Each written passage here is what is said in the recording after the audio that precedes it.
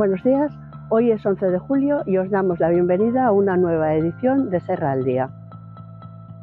Serra refuerza la prevención de incendios con nuevos sensores.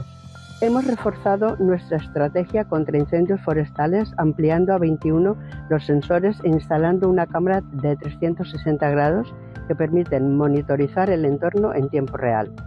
A través de la web municipal, la ciudadanía puede registrarse para recibir alertas del riesgo de incendios, una herramienta clave para anticiparse y actuar rápidamente, especialmente en verano. Arrancan las escuelas de verano en todo el municipio. 270 niñas y niños están participando en las escuelas de verano en Serra, tanto en el casco urbano como en la urbanización Torre de Portacueli.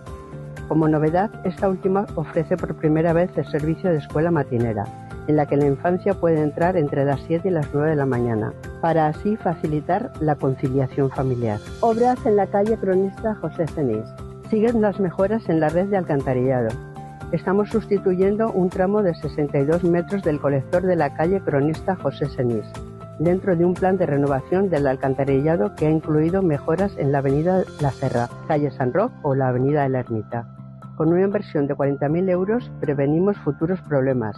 Las próximas actuaciones están previstas en la calle San Joaquín, en el colector general y en la intersección Mestra Consuelo Burgos con Sagunto. Y hasta aquí Serra al Día.